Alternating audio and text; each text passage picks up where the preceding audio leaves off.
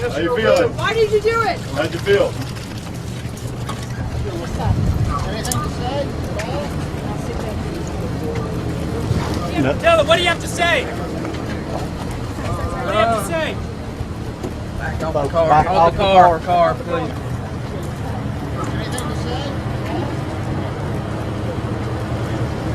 Dylann, what do you have to say? What do you have to say? Off the car. Go back, please, sir.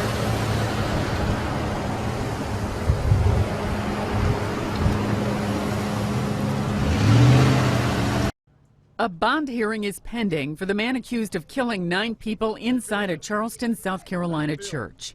21-year-old Dylann Roof was returned to Charleston after his arrest in Shelby, North Carolina on Thursday. Roof is accused of opening fire in the Emmanuel African Methodist Episcopal Church on Wednesday night during a Bible study session. All 9 victims were black. A childhood friend says Roof had hinted that he was planning something. It was a plan.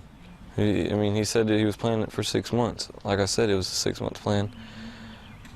And I don't know what exactly in this whole 6 months was he's planning at all until we all seen it last night. Roof's Facebook page shows him with Confederate flag plates and the flags of formerly white-run countries like apartheid-era South Africa. The shooting is being investigated as a hate crime. We will now be looking at all of the facts, all of the motivations, all of the things that led this individual, if he is in fact the shooter, to commit this crime. The church shooting victims included 6 women and 3 men. They were remembered at vigils across the nation on Thursday. Now, this evil has now even come into the house of God, where people should feel safe, where they come for safety, where they come for peace. President Obama called the shootings another example of damage wreaked on America by guns. Sandy Kozel, The Associated Press. I knew him for 7 years, but I felt like I knew him then, but whenever we reconnected in this last month, I felt like I didn't know that Dylann. He just wasn't the same. He was more quiet, more solo. Still under the radar like always. It was a plan. He said that he was planning it for 6 months. Like I said, it was a 6-month plan. And I don't know what exactly in this whole 6 months was he's planning at all until we all seen it last night. He didn't say really much about it. He just didn't want me to know too much for me to go get help before all of it happened. And whenever he had told us all this stuff, no one believed that he would have done nothing like this.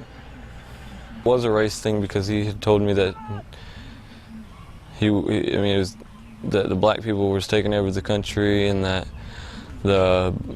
he wanted it to be segregation, that white on black, or white with the white and the black with the black.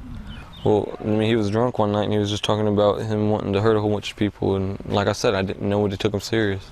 And whenever he was saying he was wanting to do something crazy, I just blew it off and didn't really pay attention to him because he was intoxicated.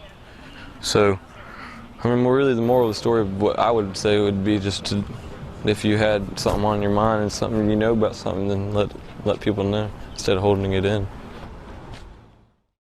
WLTX reports the suspect in the Charleston, South Carolina church shooting was taken into custody in North Carolina after a more than 12-hour manhunt. 9 people were killed Wednesday night in Charleston's historic Emmanuel African Methodist Episcopal Church. The church is one of the nation's oldest black congregations. The Department of Justice and the FBI are investigating the shooting as a hate crime. Officials say the suspect spent an hour at a prayer group with his victims before opening fire. The FBI identified the suspect as Dylann Roof, who has been arrested previously for trespassing and drug possession. In a Facebook photo, he is seen wearing a jacket with an apartheid-era South African flag on it. The investigation was complicated by a bomb threat that was reportedly called in during the incident, which forced police to evacuate the scene and the surrounding area. The shooting devastated the community. The only reason someone could walk into church and shoot people praying is out of hate. The only reason. In a statement, the president of the NAACP said there is no greater coward than a criminal who enters the house of God and slaughters innocent people engaged in the study of Scripture. For Newsy, I'm Kate Grumke.